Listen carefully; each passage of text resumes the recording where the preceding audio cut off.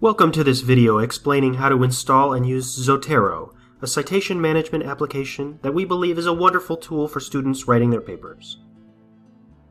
First, we're going to visit Zotero.org in order to create a new account and download their software. Here we have both the Zotero 5.0, which we're going to be downloading, as well as the Zotero connector. First, we'll download and install Zotero 5.0. We also need to install the Zotero connector, available for Firefox or Chrome.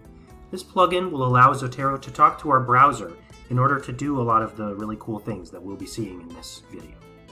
We also need to register for an account with Zotero.org by clicking on the Register button on the top right. Make sure not to skip this step. Setting your preferences. Now we need to set the preferences for our Zotero application. On Windows, go to Edit, Preferences. On Mac, go to Zotero, Preferences. Here we are entering the username and password that we used to register for Zotero.org and setting up our syncing account. We're setting it up to sync automatically. Let's check the General tab.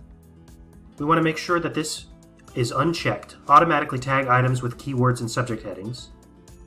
And we also want to check in the Cite tab under Word Processors whether or not our Microsoft Word add-in is already installed. It doesn't hurt any to just click that button to install it again. Now we're going to click this little green arrow off to the side, and notice that it fills in with a whole bunch of information. We are syncing our Zotero account with the Zotero application. In this case, I already have a lot of information in my Zotero account, so it's filling up with a lot of stuff.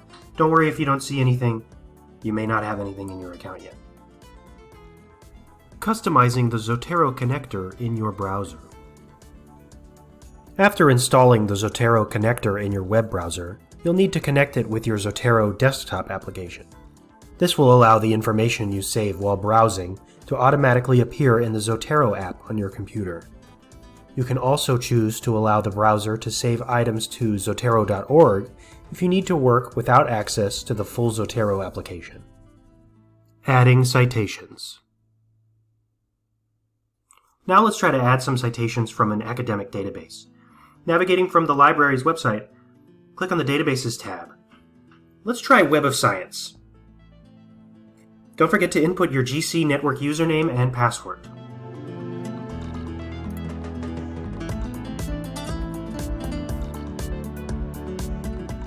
Now let's search for something that interests us.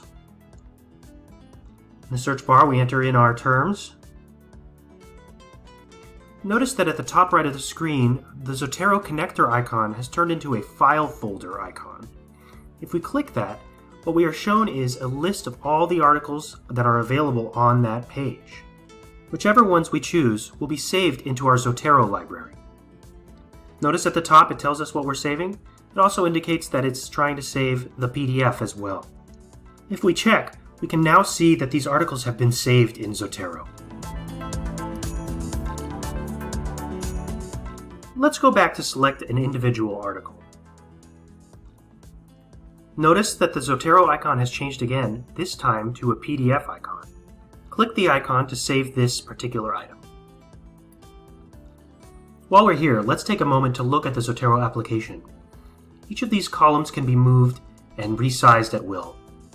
On the left, we have a view of our library and collections. In the center, we have the items themselves. And in the right, we actually have the metadata of each item, which can be edited.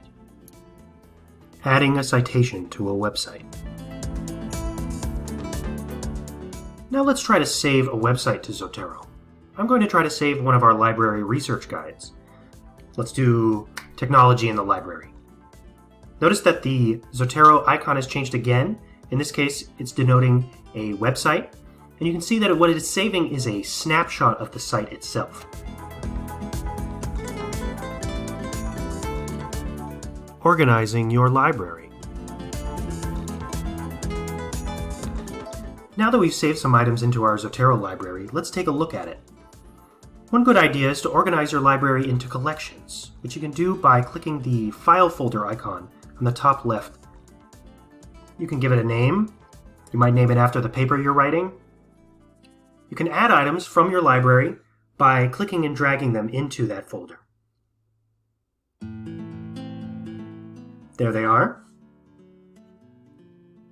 Now, if you'd like to delete any of these items, you can do so by right-clicking on them, or on a Mac, control-clicking, and clicking Move Item to Trash. This item will be deleted from the folder, but not from our library. Creating a bibliography. There are a few ways to generate a bibliography in Zotero. The quickest is to just select a few of the items in your library and drag them into an application like Microsoft Word. The style of bibliography generated will depend on the settings you've chosen in your preferences. Another technique is to select the items you'd like to include, right-click on them, and click Create Bibliography from Items. From here you can choose the type of bibliography you'd like to make, and choose how you'd like to output it, that is, save it. Now we're going to copy it to clipboard, and then we'll paste it into Microsoft Word. And you'll see quickly here. There it is, just what we asked for. Cite as you write. If you have Microsoft Word on your computer when you install the Zotero desktop application, a Microsoft Word add-in will automatically be installed to connect your Zotero library to your word processor. On PC and newer versions of Word for Mac, this add-in will create a new menu tab in Word. On some older versions of Word for Mac, the Zotero add-in will be a small toolbar with a black scroll icon. Do note that if Microsoft Word is open while you install the Zotero application, you will need to close and reopen Microsoft Word in order to use the add-in. When you are writing your paper, use the Zotero menu to insert citations instead of the default Insert Footnote or Insert Citation options in Microsoft Word. I'm going to choose the citation style that I would like. I'm going to try Chicago Manual of Style, 17th edition, author date, click OK. And then my choice of citation written in here. And there it appears. Perfect. Let's do this one more time, but this time I want to cite multiple people. And let's see how that goes. We're going to add another citation. Here it is. And then we're going to add another one in that same bar. And see that it worked, but actually we have something that says ND, which stands for no date. So that's not perfect. Now if we clicked Add and Edit Bibliography, it will automatically insert any item that has been cited previously in the paper, which really can speed up your work doing a bibliography. Fixing metadata. So as I mentioned a moment ago, the citations that Zotero generates automatically are not perfect out of the box. Often you're going to have to edit the metadata, that is the information like who the author is, who published it, when it was published. Things like that are going to have to be edited in order for your bibliography to be correct. We can see here the metadata for this item is available on the right side, and we see that the author and some of the editors are in all caps, and we're going to want to correct that. So we're going to rewrite this person's name. Let's make sure to get it right, and that would be corrected. And then we would go through the rest of them. Thank you for watching this video about how to install and use Zotero. Feel free to contact any of us at the library, at the GC Library website, for a personal consultation to discuss Zotero and your scholarship. Thank you very much.